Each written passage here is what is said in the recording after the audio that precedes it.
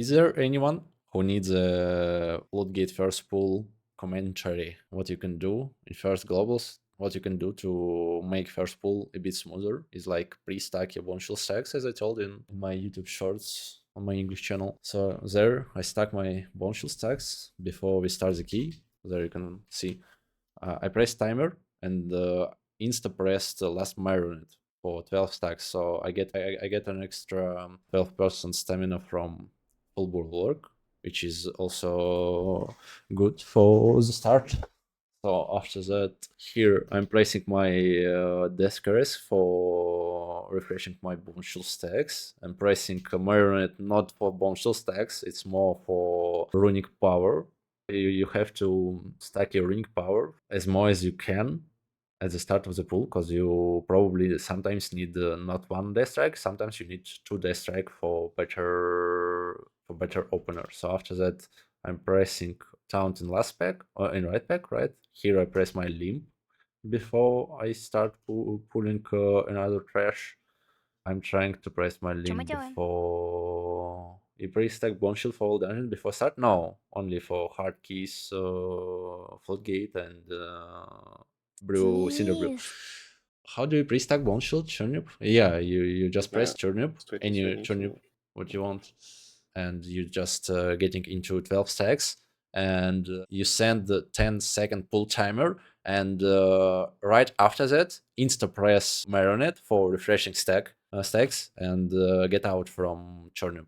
And if you do that, 3 seconds before pull timer ends, you will leave combat.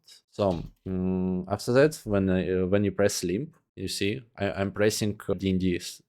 I'm pressing that for first one. I'm pressing that for getting buffs from DND. Which one is haze buff?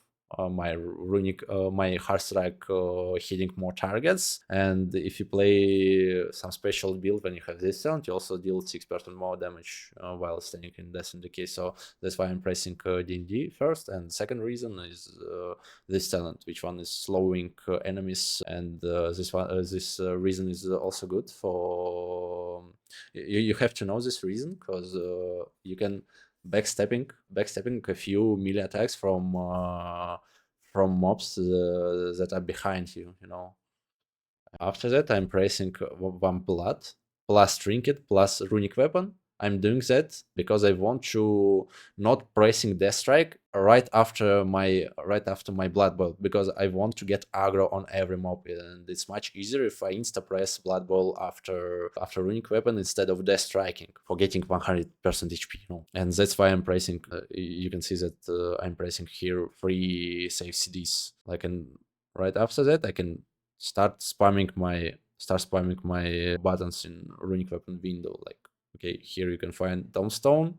It's for usually I press Bonestorm before Tombstone, because Bonestorm gives me back 10 stack instead of 5. He costs 5 Boneshield stacks and giving me back 10. And it's quite good, so I don't need to press one more Marionette or Desk while I have Bonestorm, because I will get 5 stacks for Tombstone back. But here, I pressed Tombstone before because I see that this pool is quite big, and I pressed Tombstone for saving my S, because 30% HP absorb is also good for the start of the pool. And after that, I pressed Bonestorm because I have 8 stacks. I had 8 stacks, so I pressed Bonestorm, and now I do not care about my Boneshield stacks for entire pool. So right after I did this, I pressed those 2 abilities. I'm starting my normal runic weapon rotation. If I'm playing AoE, I'm trying to get as much vampiric strike as I can, and I'm doing that for Casino proc.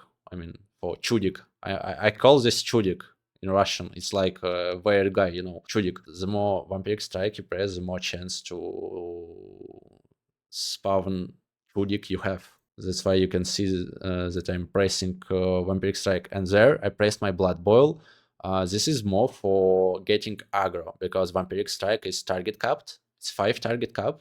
If you're Boomy or red will do insane DPS, or if you're playing with Unholy Decay, he also can do insane DPS. You will lose aggro soon if you don't have a if you don't have a Chudik proc. So that's why I'm pricing Blood Boil during the runic weapon window instead of trying to stack my Coagulopathy to 5 stacks. And after that, when my runic weapon ends, you can see that I'm insta pricing Icebound or Lichborn. It kind of depends on situation and my mood and my feelings, you know. Don't care about which one is pressing first, but if this pull is is harder than the second one, it's better to press Icebound, IBF, I mean, because there's the same cooldown, 2 minutes, right? But IBF is much stronger, especially in Sun Lane, because you have this talent, which one is also buffing your IBF. So there you can find that I pressed Icebound plus Rune Tap. I'm pressing that because I still think that sometimes I can get one shot through the IBF or through the runic weapon. And right after IBF ends, right after that, you can see that my runic weapon almost after that, my runic is getting back, right? But for not getting one-shotted here, I'm doing a few steps to this direction, like this, right? I'm doing that for not getting, it's like a backstepping mechanic. What you have to use is Blood Decay. It helps you a lot, especially if you see Mastan from DH or from Racer Shami, because after every single Mastan, which is more than 2-second duration, you have to do a few steps back or you will insta get one shot right after, because after attacks will be synced. So that's why I'm doing a few steps back. And right after that, I pressed my runic weapon again because it's getting back. Here you can also press Lichborn if you don't if you not sure about damage taken when your IBF ends. You can press Lichborn here if you're not sure that you will survive while you're getting your runic weapon back. So after that, you press runic weapon, and at the end of the runic weapon, here Pack has almost died, but if it's not die, you can kite or press Lichborn, or you can hold Lichborn for the next pack. Pretty simple, nothing hard.